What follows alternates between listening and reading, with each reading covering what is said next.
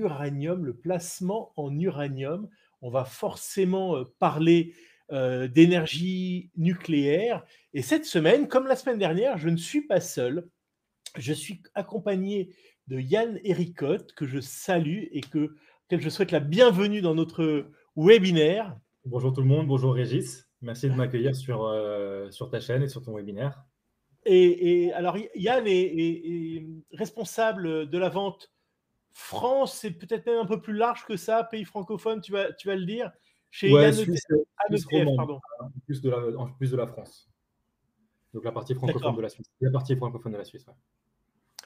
Voilà, super. Donc, bienvenue à vous tous, parce que si vous êtes sur ce webinaire consacré à un investissement quand même très pointu, hein, on va pas parler du S&P 500 ni des marchés de taux, on va parler d'un marché extrêmement pointu. Vous êtes amateur donc de placements, on va dire, peu différenciant de ce qu'on peut connaître, mais potentiellement très rémunérateur. Et ce que je vous propose de faire, je vais faire une petite introduction Ouais.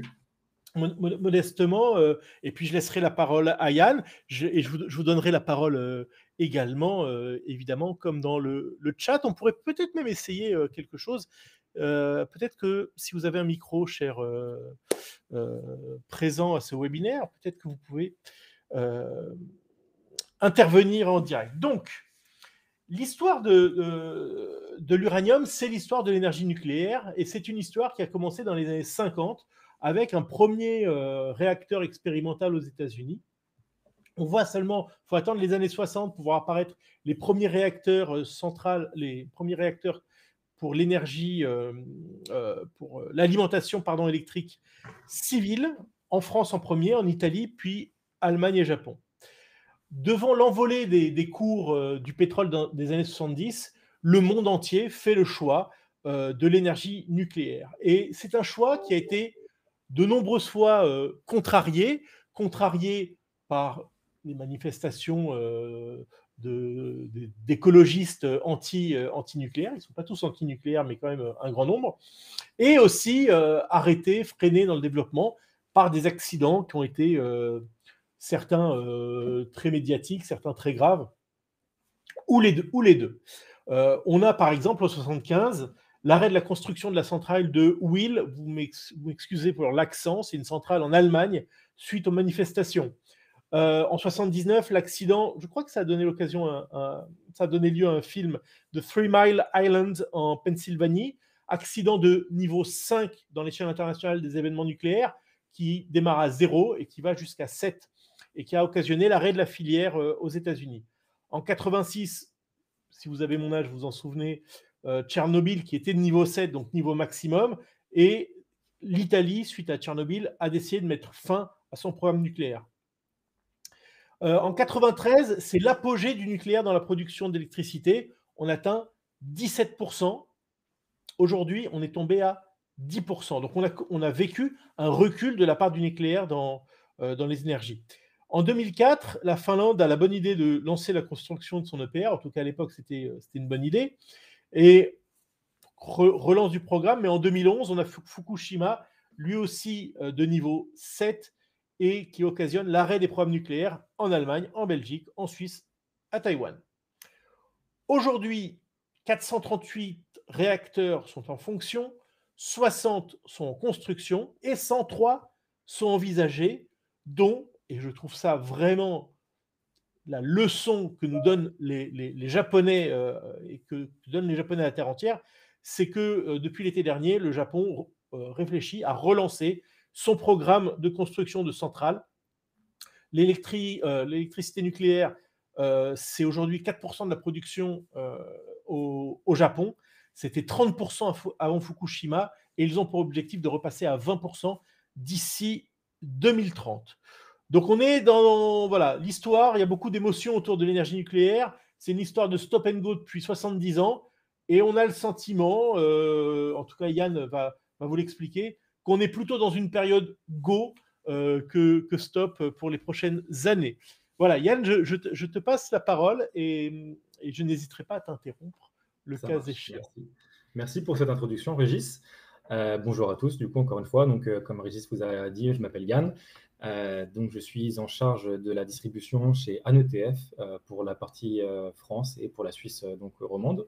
Et donc, aujourd'hui, je vais vous présenter un produit que l'on distribue qui s'appelle Sprott Uranium, qui est un ETF sur les uranium miners. Est-ce que tu peux lancer la présentation, Régis? Avec plaisir.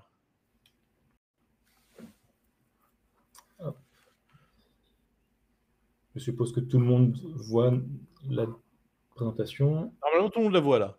Ouais, ok, nickel, c'est parti. Alors, rapidement, pour vous résumer un peu ce qu'est un ETF et un petit peu voilà, synthétiser notre activité. Donc, en fait, on a un émetteur d'ETF qui travaille sur la partie ESG des thématiques. Ce qu'il faut savoir, c'est que Anne propose une gamme d'ETF qui est à 70, on va dire 70 à 80%, qui est articulé SFDR, article 8, article 9. Donc, on a construit des fonds qui ont de l'énergie solaire, la décarbonisation, on fait des quotas carbone CO2, on fait de l'uranium miners, on fait de l'or recyclé. On a aussi des assets sur la partie crypto et tout ce qui est digitalisation, etc. Et donc, en fait, pour vous résumer, Anne, on est une plateforme de lancement pour des asset managers qui souhaitent dupliquer une stratégie sous format UCITS en Europe. Donc, en fait, l'intérêt, c'est de faire appel à nous pour faire le plus gros du travail et de pouvoir lancer un ETF sous format UCITS directement et distribué en Europe. Donc, aujourd'hui, je vais vous parler de Sprott, donc l'asset manager qui est en charge de cet ETF, Uranium Miners, qui a du coup plus de 20 milliards d'AUM au global aux États-Unis, maintenant aussi en Europe avec nous, même si le fonds fait que 35 millions, non, pardon, 50 millions, il faisait hier, à valorisation, à peu près. Ça veut dire quand même que grâce à vous, vous mettez à disposition des ETF qu'on trouverait qu'en format non UCITS aux États-Unis et donc qui sont d'une grande difficulté réglementaire pour être achetés, pour ne pas dire impossible. Et c'est vrai que nous, chez ETF Finance et Luxavi, dans nos gestions, on va chercher souvent ce genre d'ETF que j'appelle à granularité étroite. Et donc, ouais. on a vraiment, moi j'ai découvert un ETF, bon maintenant ça fait plusieurs années, mais j'ai été ravi de faire votre connaissance le jour où j'ai vu l'étendue de la gamme que vous proposiez. Non, c'est vrai que c'est l'intérêt, c'est vraiment de pouvoir apporter une nouvelle stratégie avec, comme tu dis, une granularité, plus de recherche sur des marchés bien spécifiques. Donc, quand on est thématique, c'est des choses qui sont assez niches, avec une valeur ajoutée très, très, très profonde sur un sujet, avec un côté vraiment pure player. On va vraiment trouver des gens des entreprises qui sont listées, qui tirent des revenus, la plus grande partie de leurs revenus d'un marché ou d'une branche bien, bien spécifique. Et donc, l'intérêt vraiment découle de ça. C'est ce qui fait aussi le succès de l'ANETF. Pour vous dire, aujourd'hui, on vient de redépasser la barre symbolique des 2 milliards d'encours chez ANETF sur à peu près 35 fonds. Voilà. Donc, ça marche relativement bien et on espère que ça va repartir et qu'on puisse avoir de meilleures années devant nous. Pour revenir sur le sujet de l'uranium, c'est un sujet qui divise. Ce qu'on peut dire, c'est dans l'histoire de l'humanité, il y a très peu de marchandises qui ont pu être aussi conflictuelles que l'uranium. C'est un élément qui est assez fantastique. Ça vient, donc on peut dire, des étoiles. C'est une bénédiction en termes d'énergie. Ça peut être aussi une malédiction dans le sens, de par les événements qu'on a pu connaître dramatiques, donc les guerres par le passé, et aussi les événements plus récents des centrales nucléaires qui ont pu avoir des fuites et exploser. Mais du coup, c'est vrai que l'idée d'ensemble, maintenant, c'est de savoir où en est l'uranium et comment est-ce que ça fonctionne à aujourd'hui. Donc, ce que je voudrais pointer, c'est que en fait, l'uranium, c'est déjà pas la seule solution. C'est pas la solution miracle, mais c'est quelque chose qui permet d'avoir une énergie qui est stable et qui permet en fait de compenser les énergies renouvelables. Donc, en fait, l'intérêt, c'est vraiment de pouvoir combiner des énergies renouvelables avec de l'uranium, avec des centrales nucléaires pour avoir vraiment un coverage global et pour pas avoir de dépendance énergétique, comme on peut voir maintenant à la Russie pour avoir du gaz moins cher. Donc en fait, l'intérêt, c'est vraiment de pouvoir un petit peu remettre ça dans un contexte plus global avec la COP27 et Net Zero, que je vais peut-être réexpliquer pour un peu simplifier les choses. Les entreprises et les États se sont engagés du coup à un petit peu baisser leur consommation d'énergie et avoir une empreinte qui soit beaucoup moindre et basculer les énergies fossiles vers des énergies plus vertes. Et donc de nombreux pays, dont l'Europe en fait, qui ouvrent la voie vers ce sujet-là, permettent en fait aujourd'hui à l'uranium de pouvoir un petit peu rebriller et de repasser sur le devant de la scène. Donc en fait, l'intérêt de l'uranium, c'est vraiment de faire partie de la transition énergétique, de aussi permettre la sécurité énergétique et éviter les crises que l'on connaît aujourd'hui, et de pouvoir maintenant aussi faire partie de l'aspect décarbonisation grâce à la COP27 qui a maintenant rendu l'uranium un peu plus vert. Donc, c'est en train de charger. Comment est-ce que ça fonctionne aujourd'hui, l'uranium et le processus d'extraction? Alors, c'est un processus qui est assez complexe et qui est assez paradoxal, mais qui est très inspirant. Donc, en fait, ce qu'il faut savoir, c'est que du coup, on va devoir aller extraire de l'uranium directement dans le sol, donc sous forme de roche. C'est des mines qui sont à ciel ouvert. Donc, c'est quelque chose qui est mis en place depuis pas mal d'années. Une fois que les pierres sont extraites, l'uranium est ensuite broyé en yellow cake. Je ne sais pas si on voit le pointeur ici, mais du coup, la forme est transformée. Ça, c'est la roche qui est extraite du sol. Une fois que c'est broyé, c'est transformé en ce qu'on appelle en yellow cake. Donc, à ce stade, c'est l'uranium qui n'est pas encore enrichi. Donc, c'est faiblement réactif. Ça veut dire qu'on va devoir après encore le transformer. Et donc, en fait, le processus de transformation, c'est qu'on va du coup transformer cette poudre jaune, qu'on appelle le yellow cake, en pastille noire qui permettra d'être de l'uranium enrichi. Et donc, en fait, vous avez les petites ici pastilles noires qui sont en bas, qui font la taille d'un ourson en gélatine. Et ce qui est intéressant, c'est qu'en fait, cette petite ourson est l'équivalent de 17 000 tonnes de gaz naturel, 1 tonne de charbon et l'équivalent de 3 barils de pétrole. Donc, c'est vrai qu'en fait, la densité de l'uranium permet vraiment d'avoir une masse de production beaucoup plus intéressante et de consommer moins de matière naturelle. C'est l'intérêt en fait de l'uranium à aujourd'hui. Donc c'est vraiment un produit qui est super efficace et qui permet de pouvoir un petit peu baisser l'empreinte carbone avec une réduction CO2 qui va de pair. L'énergie nucléaire est très polarisante, on pourrait dire. C'est à cause de 2 choses. Donc, en fait, d'une part, il y a déjà les armes qui découlent du nucléaire. On a pu connaître la bombe atomique, bien que celle-ci après n'ait rien à voir avec le côté aussi production. On a aussi pu connaître les problèmes, comme tu l'as dit, Régis, de Tchernobyl, que nous avons traversé, qui étaient aussi des erreurs humaines qui ont été faites par le passé. Fukushima, c'était une cause naturelle, malheureusement, avec un tsunami et un tremblement de terre. Mais si vous regardez vraiment la fiabilité du nucléaire à aujourd'hui, c'est la technologie la plus sûre et qui permet d'avoir le moins qui a le temps de fonctionnement le plus durable et qui permet en fait d'avoir le moins de disruption sur un réseau relié directement. Donc, comme vous pouvez voir, l'éolien qui est ici fonctionne qu'à 35%. L'énergie solaire à 20%. Et donc, en fait, sur le plan si on n'est pas de plan de secours, ces énergies alternatives ne sont pas forcément quelque chose de viable au quotidien. Pardon, Yann, les pourcentages que tu donnes, c'est le pourcentage de la capacité totale? C'est ça ou oui. C'est ça? Oui. D'accord. Et par segment. Donc, ce qu'on peut voir, c'est que voilà, on peut avoir des coupures. Enfin, le prix du gaz va varier. Le prix de l'eau aussi après derrière, si on a une période de sécheresse, du coup, ça ne fonctionne pas. Bien sûr. En fait, c'est moins, ça ne permet pas de pouvoir produire une énergie constante. Et donc, aujourd'hui, on est obligé d'avoir une énergie alternative avec le nucléaire, qui permet d'avoir vraiment quelque chose de stable. Et c'est pour ça qu'en fait, on a une énergie qui est aussi peu chère en France, de par le bouclier fiscal qui nous est proposé pour les particuliers. Mais c'est vrai qu'après, derrière, on revend notre électricité à toute l'Europe et ça nous permet après d'avoir une avancée technologique sur pas mal de pays, une indépendance aussi après derrière qui vaut cher aujourd'hui. J'avance. Alors, quand je parle de disruption, ce qui est important de pointer, c'est les disruptions qu'on a pu connaître avec la Russie. Donc, en fait, quand on se repose directement aussi sur le fait qu'on dépende d'un pays étranger pour récupérer du gaz et pour après faire fonctionner notre économie, comme vous pouvez le voir ici, en fait, c'est les pics du prix du gaz et des matières naturelles qui ont pu augmenter au travers des événements qu'on a pu connaître. Donc là, vous avez la guerre en Ukraine.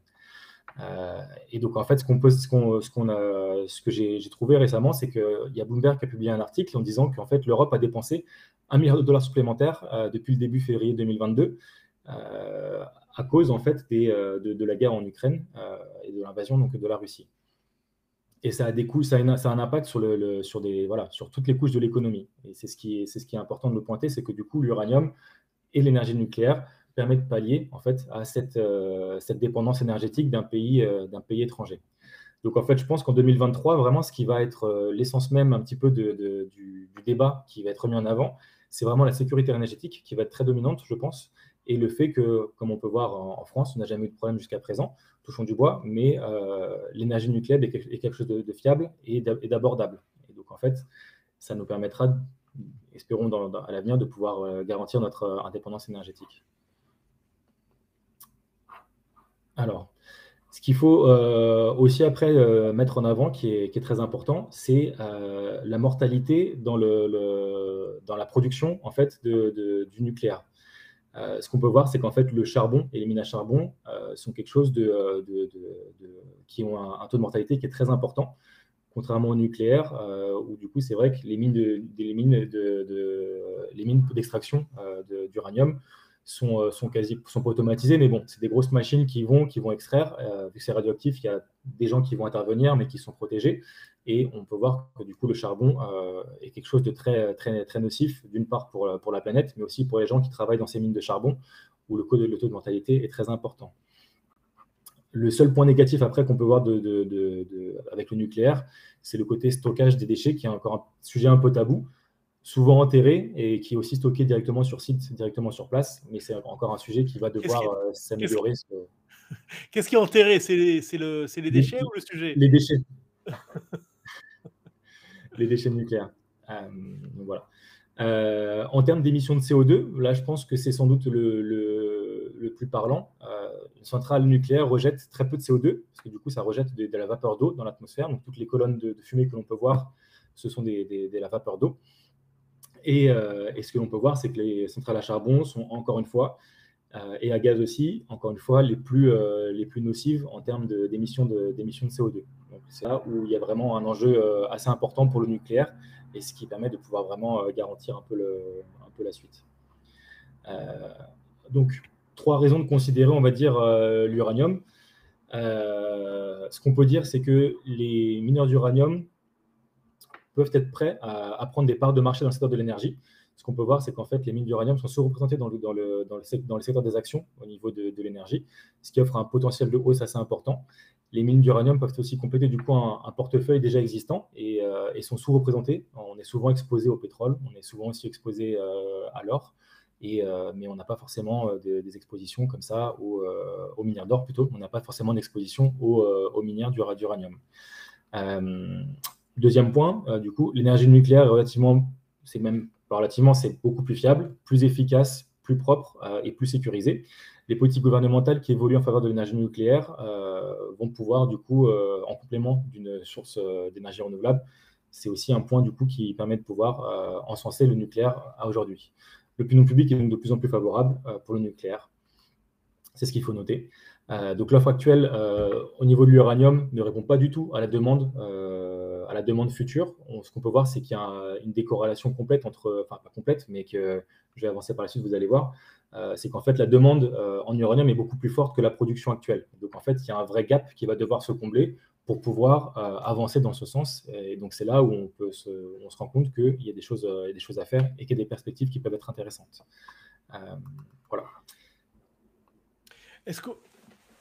Oui, peut-être je te laisse parler. Ouais, après, je te laisserai jeter un œil sur les questions. Oui, bien sûr. Ouais. Ah oui, je ne fais pas attention aux questions, pardon. J'ai pas pas grave, non, mais reste dans ta présentation si tu veux. Hein, dans ce cas, je reprendrai les questions à la fin, si on a un petit peu de temps. Et si on n'a pas le temps, je répondrai aux questions par email par la suite.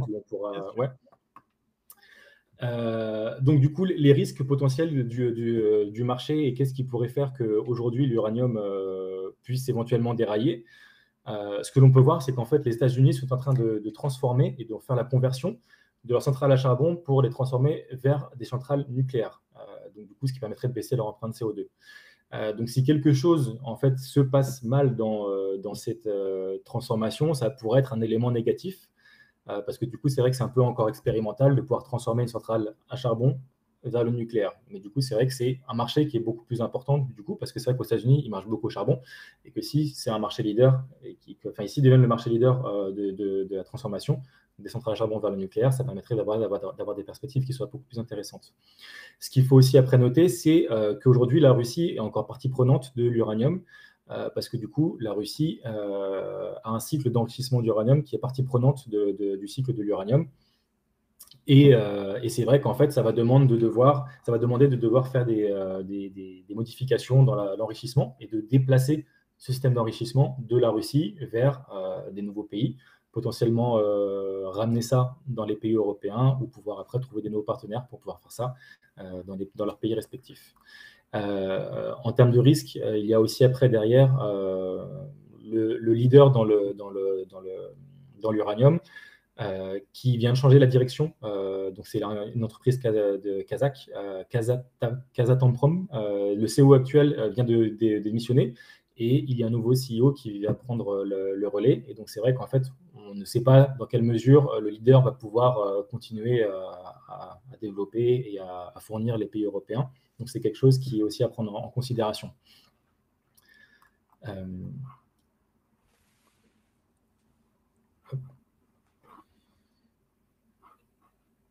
Alors, les perspectives maintenant pour le marché de l'uranium et potentiellement remettre un petit peu dans un contexte comment est-ce qu'un investisseur pourrait allouer, participer, quelle est la meilleure solution entre acheter un panier via un ETF, des actions individuelles ou acheter derrière directement du physique. C'est ce qui peut être un petit peu voilà, les réflexions qu'il faudra avoir. Ce qu'il est important de pointer, c'est que du coup 2022 a été une année qui a été très bonne, qui a donné un second élan, on va dire, au nucléaire, et ce qui permet un petit peu d'encenser aujourd'hui, de faire qu'on tout le monde parle un petit peu du nucléaire aujourd'hui. Et donc, en fait, cette année 2022 a créé un effet boule de neige. Donc, en fait, aujourd'hui, ce qu'on peut voir, c'est qu'il y a des réacteurs qui sont annoncés à la construction, des réacteurs existants qui sont étendus, donc on prolonge leur durée de vie. Et même ceux qui ont été hors service, maintenant, vont retrouver une nouvelle vie. Donc, en fait, ce qu'on peut voir, c'est que vraiment, l'uranium est vraiment la base de ce qui permet du mécanisme du nucléaire. Et quand on parle de l'uranium, c'est vraiment business case des centrales nucléaires dans le monde entier et leur implantation. C'est ce qu'il faudra essayer de comprendre après derrière. Et encore une fois, je vais me répéter souvent par rapport à ça, mais vraiment, ce qu'on peut dire, c'est que l'uranium, c'est quelque chose le nucléaire, c'est quelque chose de sûr.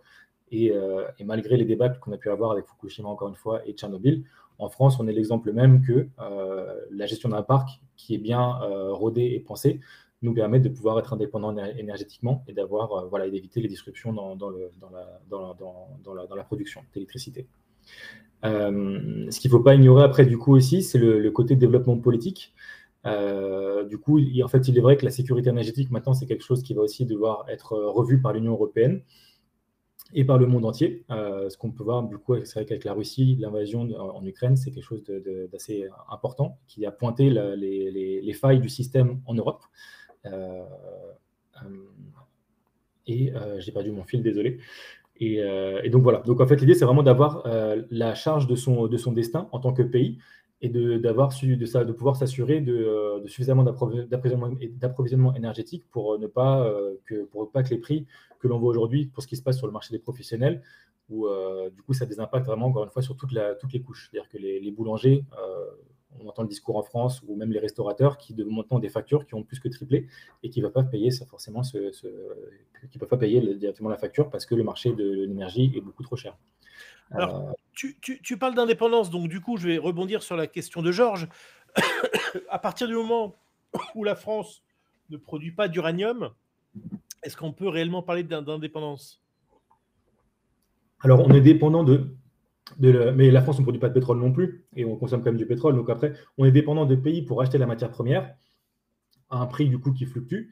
Mais la technologie après derrière, ce qu'il faut savoir, c'est qu'une centrale nucléaire qui doit faire un plein d'uranium fait un plein tous les ans ou tous les 2 ans. Donc en fait, une fois qu'on a acheté suffisamment de matières premières pour faire fonctionner nos centrales, le prix est acheté, le prix est acté, on est livré, et après ce prix, enfin, on doit hedger à nouveau, où on doit refaire notre plein à 2 ans. Donc, il y a un parc qui doit être maintenu après derrière, il y a beaucoup d'investissements qui doivent être faits. Mais oui, je pense que qu'on est quand même indépendant parce que du coup, on ne dépend pas du charbon, on ne dépend pas du gaz étranger pour pouvoir se chauffer. Et, et on Alors, peut développer à côté des centrales, des solutions alternatives type voilà, énergie renouvelable, les panneaux solaires, les éoliennes, etc. alors comme Georges évoquait le fait qu'on est poussé hors d'Afrique, peut-être préciser qu'il n'y a pas beaucoup de producteurs d'uranium en Afrique, Non, la sauf Namibie. l'Afrique du Sud, mais que globalement, ce sont des pays, on va dire, stables et plutôt amis, qui sont producteurs Ouais, tout à fait. d'uranium, comme le Canada, l'Australie ou les États-Unis. Exactement. Canada, Australie, États-Unis, Kazakhstan, c'est les leaders dans le marché. En Afrique, il y a le Niger et la Namibie qui ont des mines d'uranium, mais qui ne sont pas encore assez gros, qui sont encore en évolution et qui vont peut-être pouvoir réouvrir maintenant, parce que c'est vrai que la demande est en train d'augmenter. Et c'est ce qui permet de pouvoir avoir des perspectives intéressantes sur le marché de l'uranium. En termes de capitalisation boursière, du coup, c'est un marché qui est tout petit, comme vous pouvez le voir sur la droite, par rapport à ce que l'on peut voir au global sur les leaders du pétrole. Et c'est là où il y a de l'intérêt pour les investisseurs, c'est de prendre part à quelque chose qui est petit et qui a des perspectives d'évolution qui sont assez intéressantes. Et donc, en fait, c'est essayer d'avoir voilà, les meilleurs fondamentaux pour pouvoir avancer. Et on sait que voilà, les entreprises maintenant sont profitables. Des nouvelles mines vont réouvrir parce que le prix de l'uranium a remonté, ce qui leur permet d'être plus viable et de pouvoir un petit peu capitaliser sur ça. Est-ce que tu sais s'il y a une corrélation entre les cours de l'uranium et celui du pétrole? Je n'ai pas regardé, pour être honnête, mais ça pourrait être quelque chose d'intéressant à faire. Mais je n'ai pas fait attention. Ok. Est-ce que tu veux regarder la liste des questions?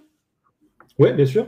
Alors, je descends un petit peu, j'ai repris depuis le début. Alors, la France veut construire 6 EPR. Hop, Ah, voilà, Nabil demande le rendement moyen. Est-ce que non, je vois. Ouais. Est-ce que c'est le rendement moyen?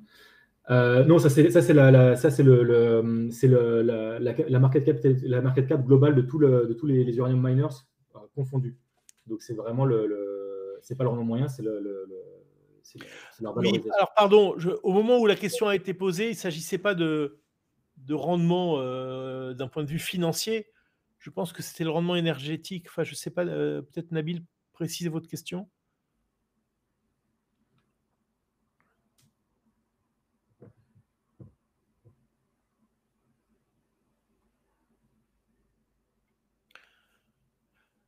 Ce que tu appelais le rendement technique?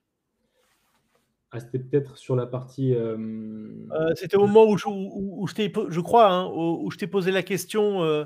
Alors attends, c'est sur ce slide-là, je crois. C'est là. Est-ce que c'est le capacity factor? Je ne sais pas. Rendement technique. Voilà, c'est ça. OK. Là, donc la question, c'est le rendement, juste pour être sûr, c'est bien par rapport à cette slide-là. Ouais, voilà, c'est le temps de disponibilité. Bah, si Alain répond, tu vas embaucher Alain, hein. Ah, le temps de disponibilité. Alors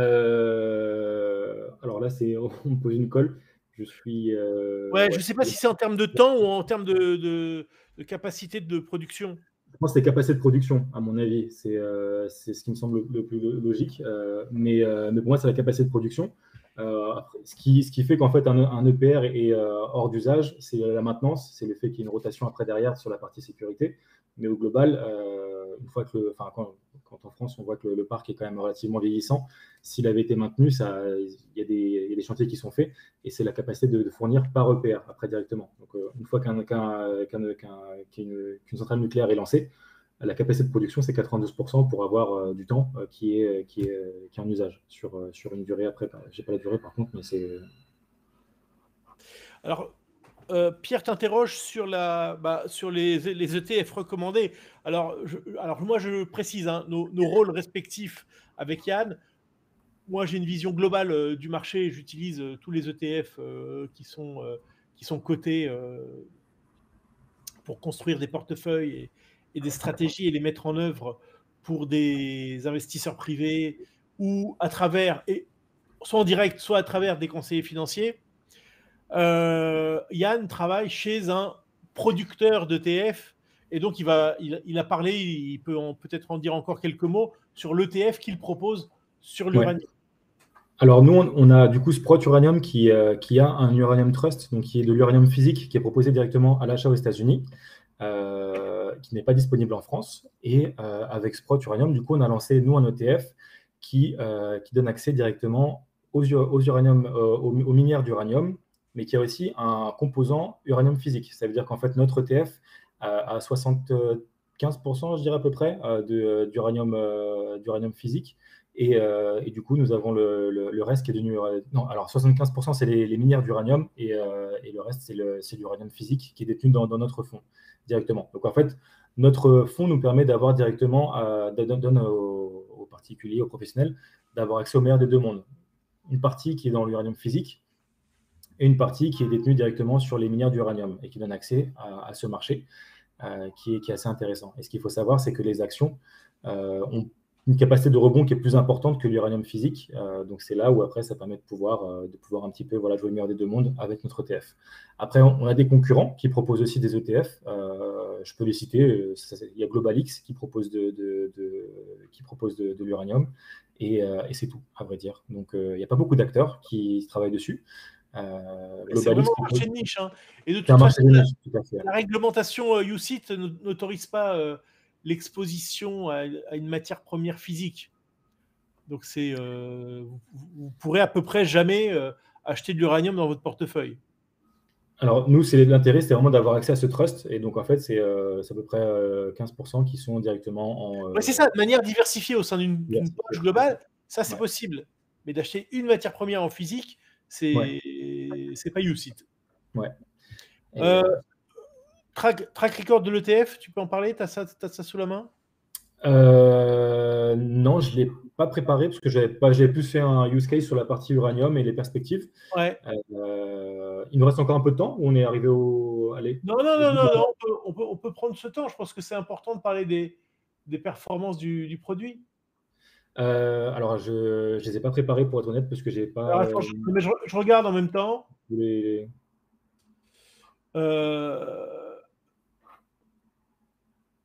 Alors, dans sa version UCITS, apparemment, il a été lancé l'année dernière. Ouais, il a 50 millions. 50 millions de dollars. Voilà, il a été lancé au mois de mai de l'année dernière. Donc, je peux juste vous donner la performance. Tac. Alors, cette année, il est en hausse de 16%. La performance de l'année dernière n'apparaît pas, mais peut-être. Attends, je peux trouver. Non, mais on va le prendre sur une autre place de marché. Voilà. En 2022, on est à moins 11%. Moins 11% en 2022. Donc là, je vous donne la version cotée aux États-Unis. Donc la version que vous ne pouvez pas acheter, qui n'est pas UCITS, mais qui est l'équivalent de la version UCITS maintenant. Les performances que je vous donne sont en dollars. Donc les moins 11, vous pourriez en euros les transformer à peu près en moins 5, moins 6. Donc ça a battu le marché très largement. En 2021, plus 68%. 2020, plus 64%. Donc c'est des performances qui sont juste extraordinaires. Pour répondre à Thibaut, non, c'est pas éligible au PEA. Et c'est un travail de fond qu'il faut faire, mais je pense pas que ça prend un peu de temps. Là, c'est vraiment distribué auprès des professionnels, type Régis, asset manager, investissement manager, etc. Mais c'est pas encore distribué aux particuliers. On est listé en Italie auprès de... si en France, on est distribué en France avec Saxo Bank de mémoire. Et après, on est distribué en Italie auprès des plateformes. Mais en France, c'est un travail de fond que je dois faire pour pouvoir immatriculer l'ETF. Donc, ça voilà, c'est en cours. Ouais, vous pouvez l'acheter dans votre compte titre. Pour l'acheter dans un PEA, à mon avis, ça va être compliqué. En plus, s'il y a du physique. Référencé auprès des assureurs français, tu as une idée? Non, pas encore. C'est les produits quand même qui sont très, très pointus. Ouais. Ils sont souvent ils sont un peu réticents. C'est le Trade Republic? Trade Republic, non plus, Non, mais pas encore. Yann, est-ce que tu crois pas, parce que là on parle de référencement, on mélange deux choses, hein, c'est le référencement auprès d'un assureur et le Ouais. référencement sur un compte titre. D'un Sur un compte titre, compte ouais. titre, c'est pas très compliqué. Peut-être que si vous, en tant que client chez Trade Republic, vous leur posez la question pour Ouais. acheter le produit, c'est eux qui se rapprocheront de un ETF et qui Ouais. référenceront. Si vous avez la capacité de pouvoir potentiellement demander à voilà, ceux qui gèrent vos comptes titres d'ajouter le produit sur la plateforme, plus il y a une demande qui vient des clients et plus ils seront enclins à le faire. Et jusqu'à présent, ça n'a pas été le cas. Thierry Diana demande distribuable en Suisse. Je ne connais pas les Oui, critères. tout à fait distribuable en Suisse, tout à fait.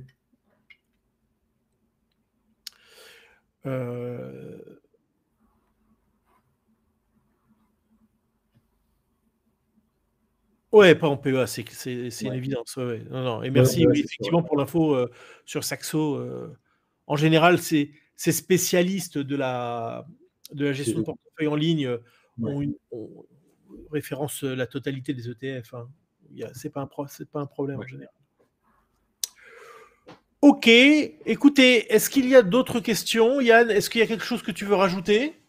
Je vais encore en dire un peu plus. Après, je ne sais pas si on a un petit peu de temps, mais sinon on peut. S'il y a encore des questions, on peut préciser. Non, mais Yann, le micro t'est laissé aujourd'hui, donc si tu penses qu'il y a des choses importantes à rajouter, n'hésite pas à le faire. Rapidement, je vais peut-être parler de ça. C'est en train de charger. Alors, voilà, en fait, là, c'était pour revenir un petit peu sur la hausse des marchés. Ce qu'il faut voir, c'est qu'en fait, on a connu un pic en 2007 au niveau du prix de l'uranium. Ça a été une traversée du désert jusqu'à présent. Et là, on voit que c'est en train de remonter. Ouais. Et donc, en fait, aujourd'hui, à 2022, les performances étaient vraiment décevantes par rapport à la conjoncture. Et 2023, ce qu'on peut voir, c'est qu'il y a vraiment des ratios d'investissement qui sont très sains et il y a des très bons fondamentaux qui permettront aux actions de pouvoir performer, j'espère un peu mieux. Et je pense que le bond de production que l'on va avoir dans les mois et l'avenir à venir vont permettre au prix de l'uranium et aux minières d'uranium de pouvoir s'apprécier, de pouvoir vraiment performer bien et mieux que l'an dernier, parce que c'est vrai que l'an dernier, c'est une année qui était décevante. Oui, mais ça a été décevant pour l'ensemble du marché. Hein, et comme je disais, les mines d'uranium ont plutôt surperformé le marché. Et peut-être que la hausse qu'on a connue, enfin j'ai parlé de 60% 2 années de suite, s'explique sans doute par ce doublement du cours de l'uranium sur cette période-là. Ouais. Je regarde l'ETF de GlobalX, par exemple, qui illustre bien le point, qui a plus d'antériorité. Alors, ça ne veut pas dire que votre ETF aurait fait la même chose, ne serait-ce que parce que vous avez du physique et que eux n'en ont peut-être pas. Mais il y a eu beaucoup d'années décevantes. Hein. On a fait, en gros, on a fait moins 20% en 2012, en 2013, en 2014. On est à moins 25, moins 38 en 2015. Donc, c'est un peu un renouveau. Il y a une forte corrélation entre les prix de l'uranium et les prix des mines d'uranium, ce qui est assez logique. Et que, voilà, si cette tendance perdure, alors il y a encore de belles années sans doute sur l'uranium, même si, je précise, on ne travaille pas ensemble et que les vues de Yann peuvent tout à fait diverger des miennes. Ouais.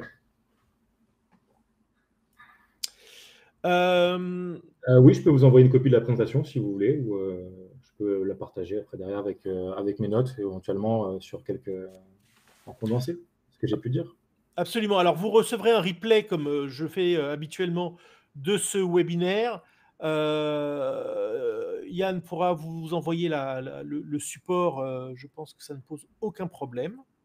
Et donc, Yann, si tu as fait le tour du sujet de l'uranium, qui est quand même un sujet et pointu et passionnant, parce que ça touche presque à l'avenir de notre planète sur différents aspects, eh bien, moi, il me reste qu'à vous rappeler quelque chose.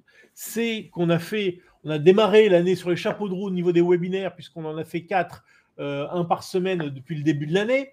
On va s'accorder une semaine de pause et on revient le 10 février pour faire la fête. On va faire la fête parce qu'on va fêter un anniversaire qui sont les 30 ans du premier ETF, le fameux Spider, coté aux États-Unis depuis 1993 et aujourd'hui la valeur mobilière la plus liquide.